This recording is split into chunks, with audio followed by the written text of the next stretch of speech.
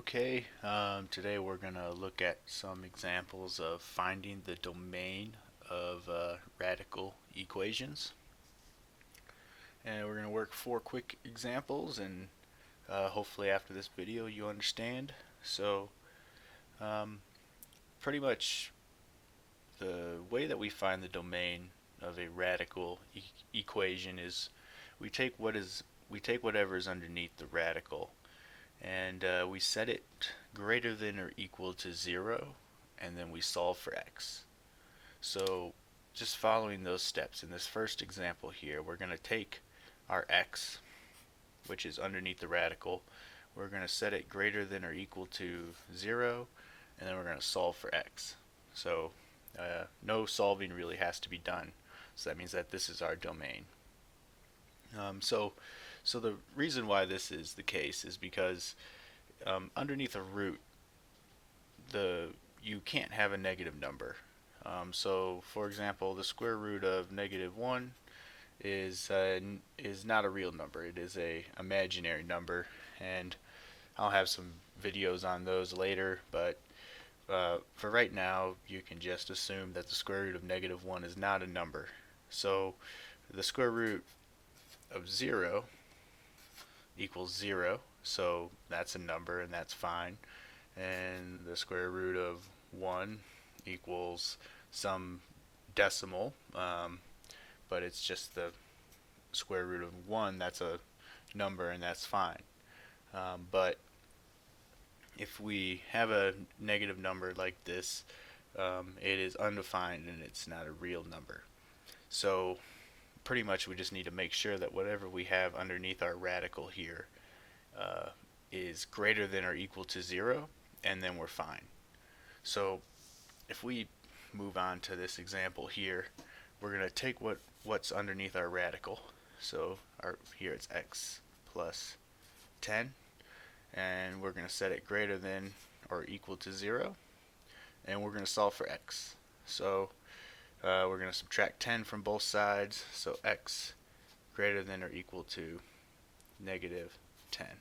So for this function here, this is our domain. So we're just going to do a couple more of these. Let's work this one. So here we have this 3 over here, but it doesn't have a radical, so that's not actually going to affect the domain at all. It will affect the range, and I'm gonna do a video on range later. Really, the way to find the range is to look at a graph. So same exact concept. We're just gonna take whatever is underneath this radical and set it greater than or equal to 0. So we take our x and set it greater than or equal to 0, and no more simplification or solving can be done, so that is our domain. And this last example, we just want to look at our radical here. We want to take whatever is underneath our radical and set it greater than or equal to 0. So we have x squared minus 4x minus 12 greater than or equal to 0.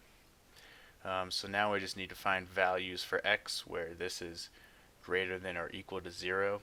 So in order to do that, I'm going to factor this first just to find the zeros of the equation. So this is going to factor into x minus 6 and x plus 2. Yeah, so that looks like it is correct. So that means that our zeros are going to be +6 and -2. So if I graph this quadratic out really quick, we know that we're going to have a 0 at -2, and we're going to have a 0 at +6, and the quadratic is going to look something like this.